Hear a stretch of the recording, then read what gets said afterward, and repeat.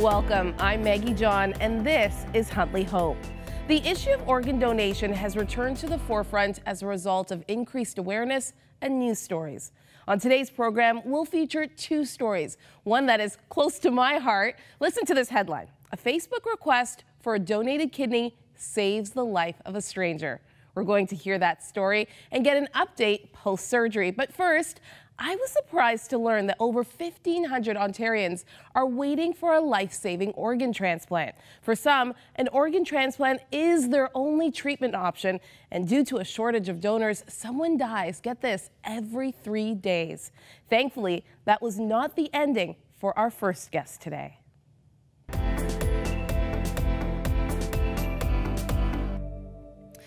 Fey Simmons was a happy and busy wife and mother of 4 when she was rushed to the hospital on March 22nd, 2015, and given a frightening diagnosis. Welcome to the show, Fey. It's great to be here, Maggie. Take me back to that day. Well, that day I call a milestone day in my life. I was alone in my house in Florida. I was in Florida because my daughter is an equestrian rider, very serious. She was trying to be part of Canada's Pan Am team coming right to Toronto that summer, and so she has to train in Florida in the winter because you can't ride in Canada. So Dawn and my husband Dawn and April were actually 6 hours away at a horse show in Georgia. I was alone at the house, and all of a sudden I had internal bleeding that became evident, and to make a long story short, I was rushed to the hospital, and I actually almost died that day in medical terms. So actually what had happened was 4 years before, we knew I was sick. I was diagnosed with cirrhosis. We didn't know I was sick, but the diagnosis came as a surprise. They felt that that I had 2 autoimmune disorders that were attacking my liver for probably 20 years. Wow. And at that stage, they found out that my liver was 70% damaged already. Wow.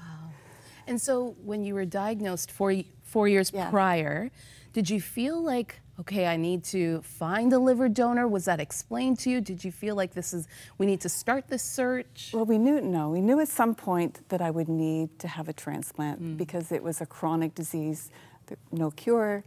And so, you know, we actually took some steps to search the idea of having a transplant earlier, but we're told that I would need to wait until I was at a certain point of illness where I could even be eligible to be on a transplant list. Wow. And so up to that point, March 22nd, 2015. I was living fairly normally. They had me on some medication that was keeping everything under control. And there were things that happened with liver disease, that side effects that you don't really know are happening. You know, I realize now how much of a fog I was in. With a liver, it's really the chemical factory of your body. And so it filters out all of the toxins and things that you don't want in your body. But if it's 70% damaged, it's not working. And so those toxins stay in and they go to your brain. And it's called encephalopathy. And it puts you in a fog and makes you unaware of some things that are happening around you. You know, when liver failure came, there were days I didn't even recognize Dawn. I was shuffling in the hospital. They found me one night walking through other patients' rooms, and it wasn't very nice. And so, Fey, at some point, did you ask God why? You know, I don't blame God for things, and I know that He was there to support me all the way through. So, I don't remember asking Him why. There were lots of reasons to ask why, but you know, I would never put blame on Him for that. When we return, Fey is told she needs a donor as soon as possible. But little did she know he was closer than she thought.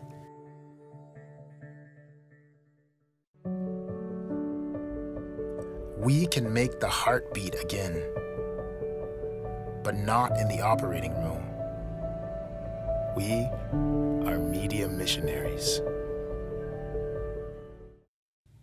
We're back with Fey Simmons and joined by her son, Craig. In March 2015, as we said, Fey was rushed to the hospital when she was told her liver was failing. 70% of her liver was damaged. Craig, you kind of headed up and decided that you needed a donor as soon as possible. You kind of headed up the search as well as decided that you wanted to be on that list. Tell us about that.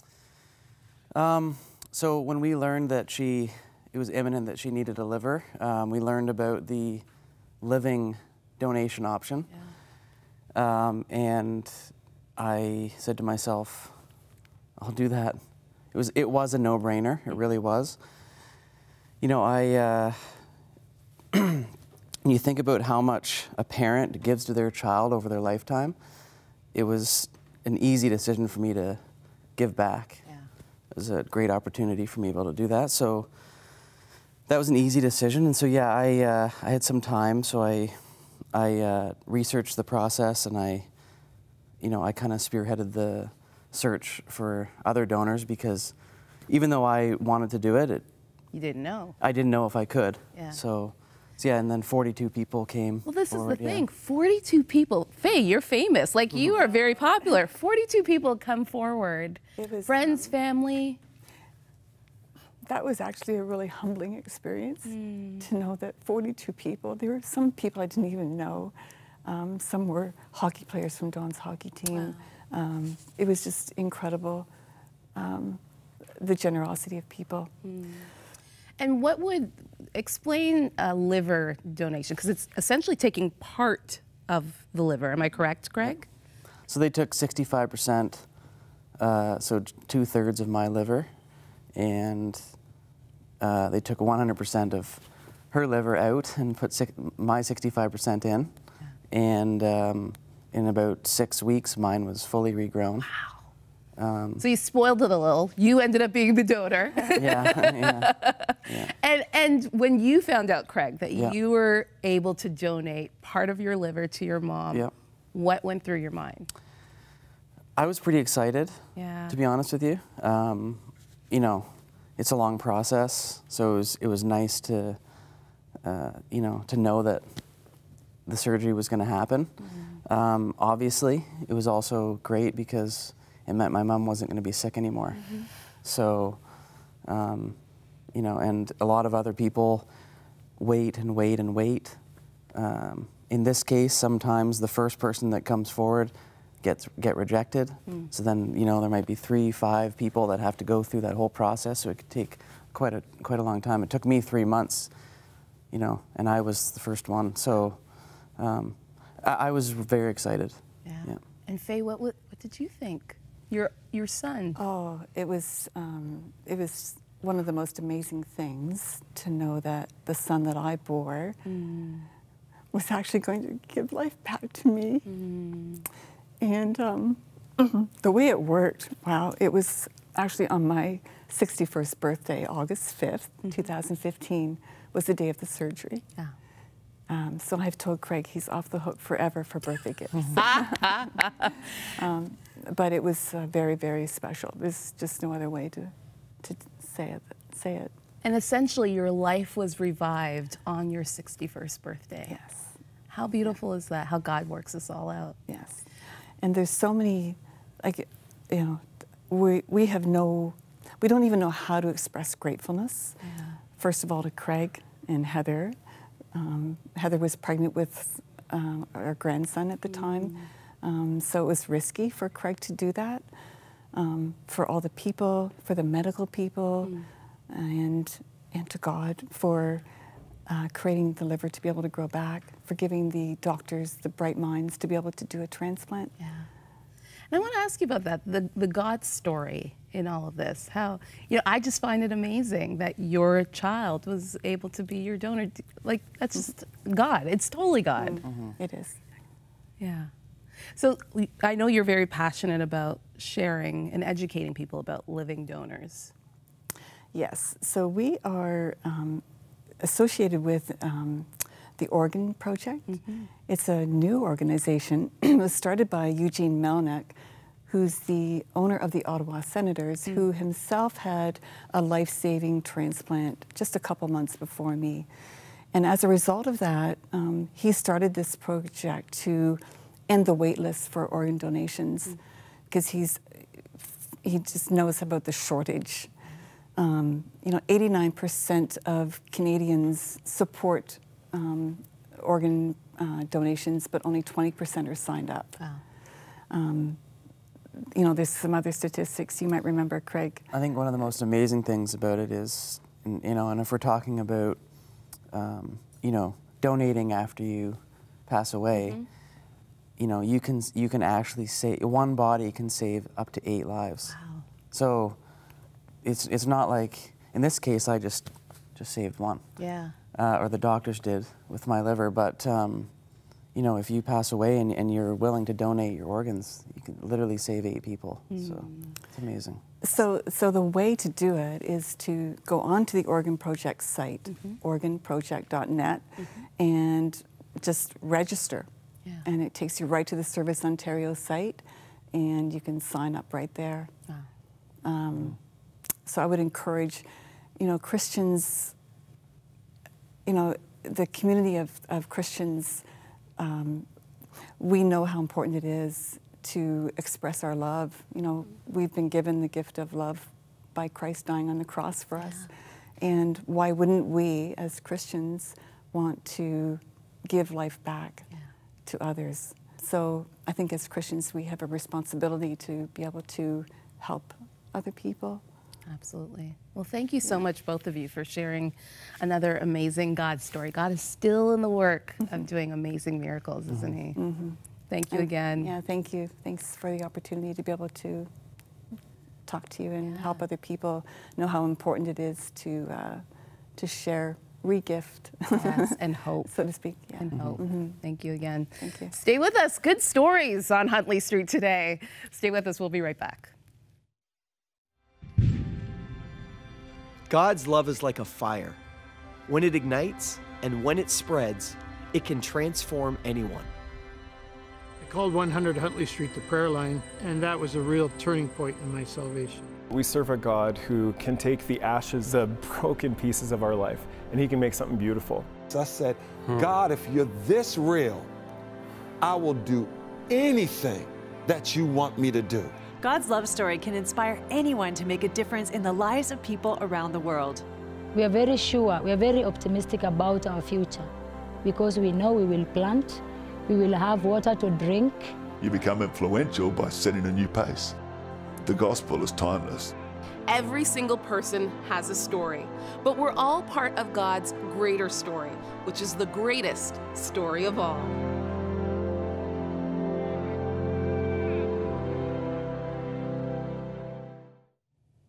Have you ever thought about being a part of a greater story? Whether we know it or not, we absolutely are. And the story is even more amazing than we could ever know.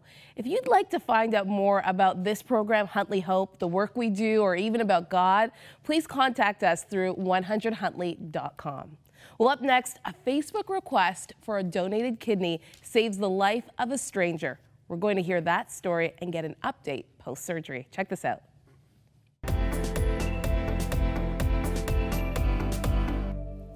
Did you know that there are over 1,500 people waiting for a life-saving organ transplant in this country? And every 3 days, someone will die because they did not have a transplant in time. Well, our next guest is very dear to me and is one of those 1,500 people desperately waiting for an organ donation. Janine Joanne Johnson is my cousin and joins us today. Hey, Janine. Hi, how are you? Did you ever think that we'd be on national television? Not in a million years.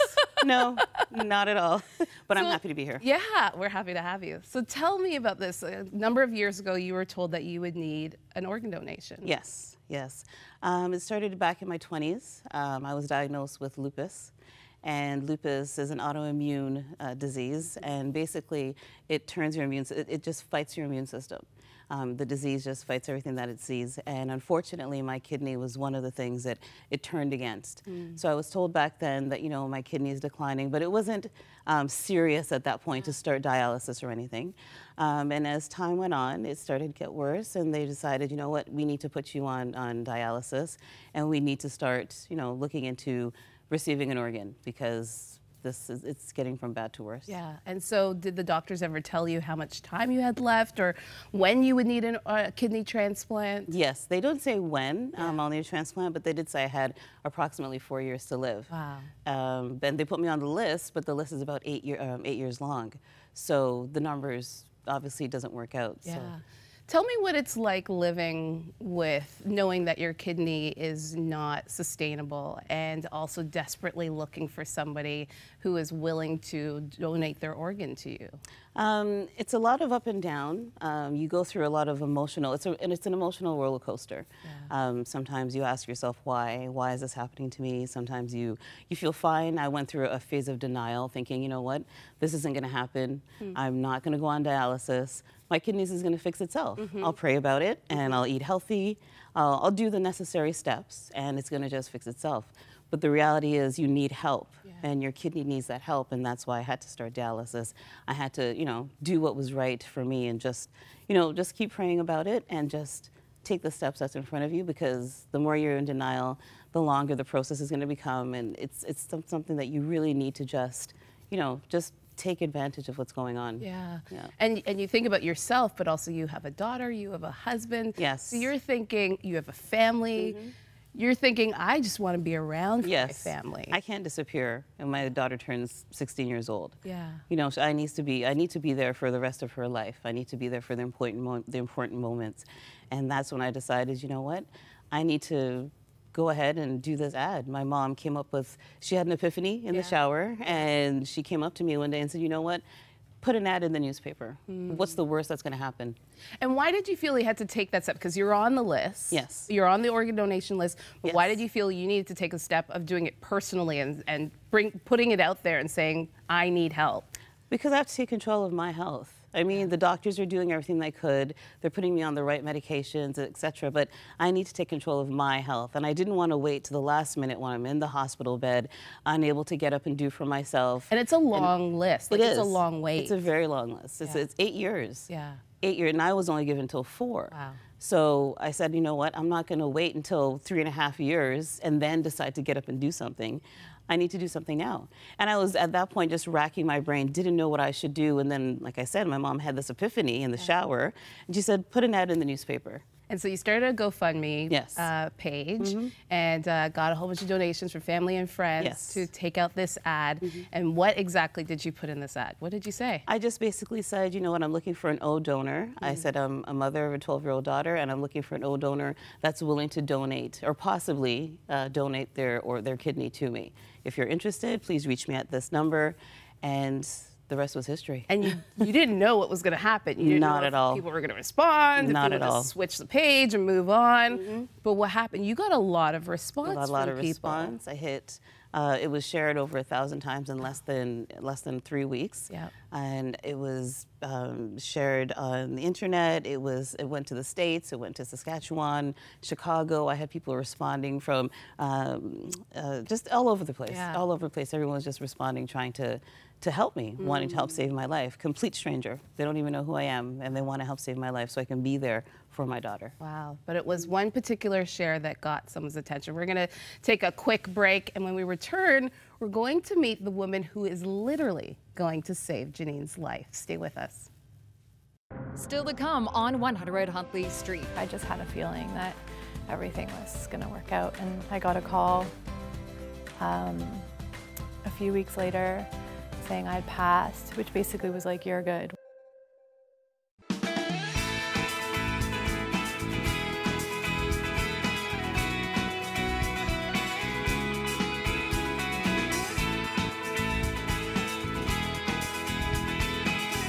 Wherever you are across our great nation, when you need prayer, give us a call anytime. We're here for you.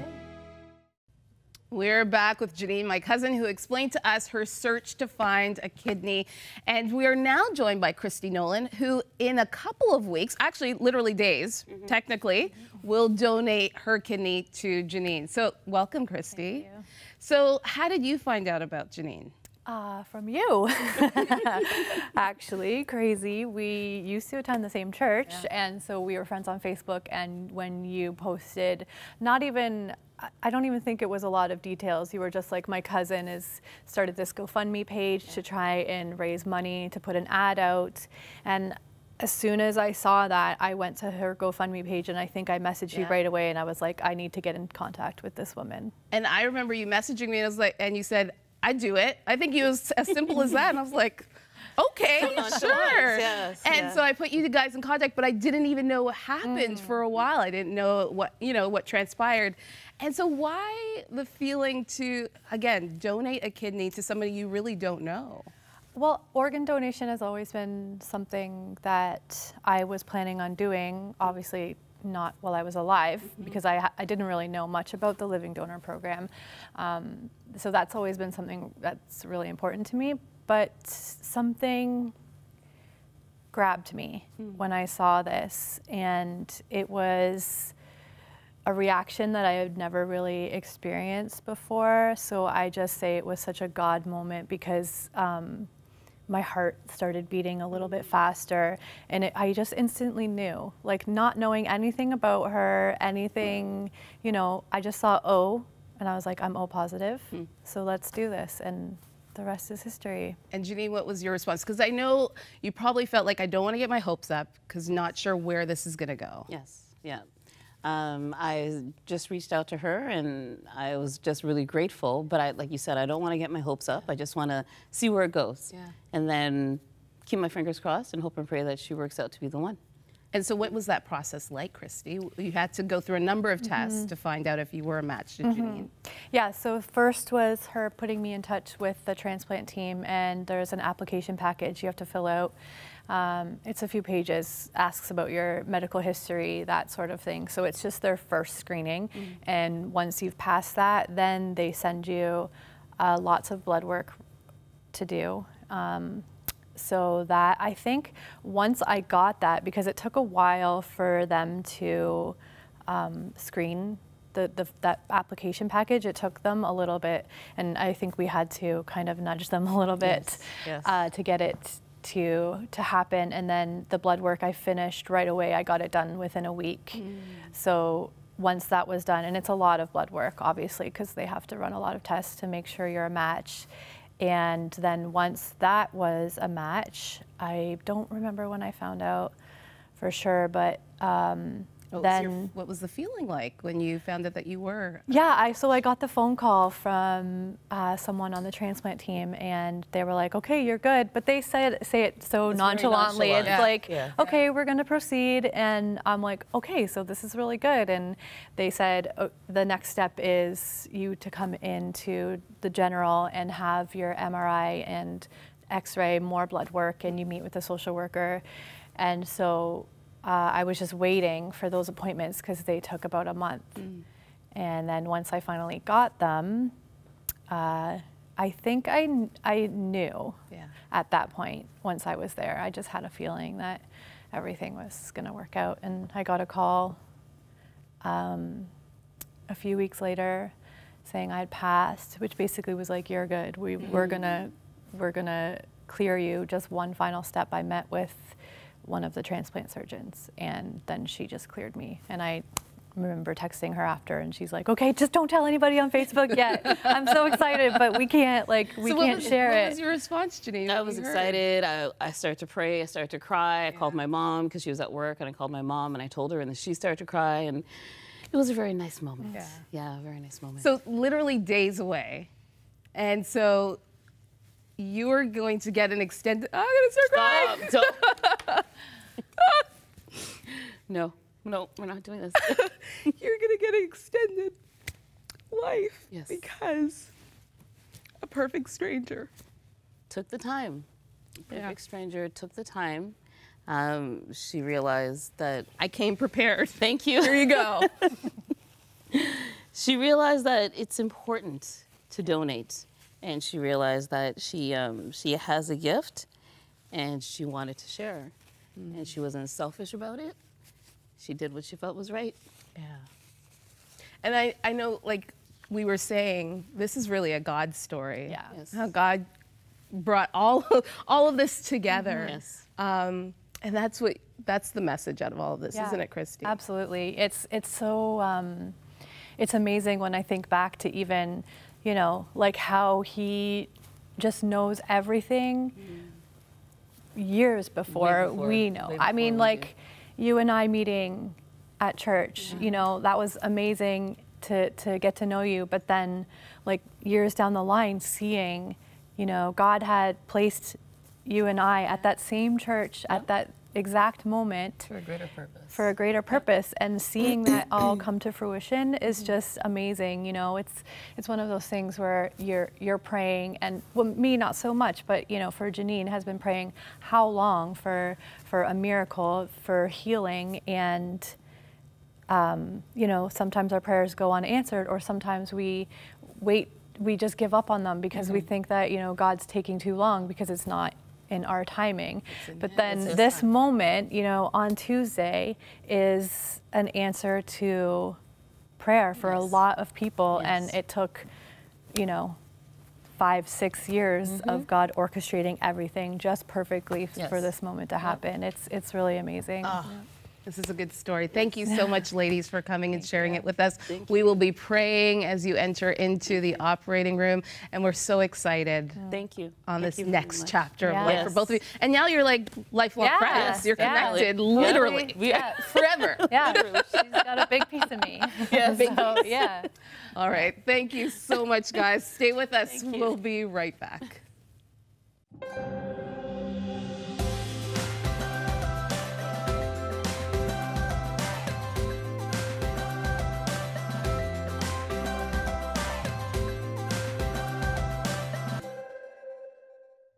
Isn't God amazing how he knits people together and connects people together for his greater good? I hope that both of those stories really encourage you today. Maybe you're going through a health crisis right now, or you know somebody close to you that's just looking to God and saying, God, where is this answer? And sometimes we don't understand why he takes us through these journeys.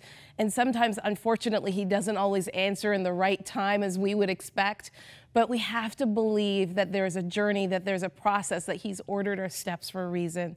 I'd love to just share with you that our prayer lines are always available 24/7. Amazing prayer partners that would love to pray with you if you are going through a health journey right now. The number's at the bottom of your screen. I'd also love to give you an update about Janine and Christy. They are both doing so well. They were expected to stay in the hospital for about 7 days, but the doctors thought they were both doing really, really well. Janine's really connected with the kidney very well, and they got out in 4 days. Praise God. So just keep both of them in your prayers as they continue to heal. If you're interested in becoming a donor, please check out beadonor.ca, and that's if, you know, just reminding your family and friends of your wishes. If you have signed up to be a donor, let them know so that when that day comes, everybody's on the same plane and everybody's on the same understanding, and that you're able to give your kidneys or your organs to somebody in need, as well as the organproject.net for live donation. If you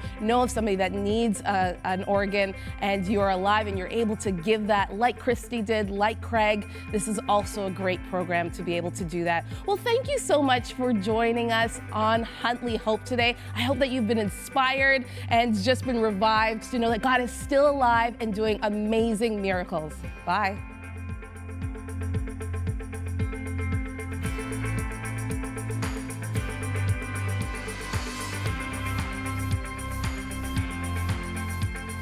Thank you for your ongoing support of Crossroads, a member of the Canadian Council of Christian Charities. You can write to Crossroads, P.O. Box 5100, Burlington, Ontario, L7R 4M2.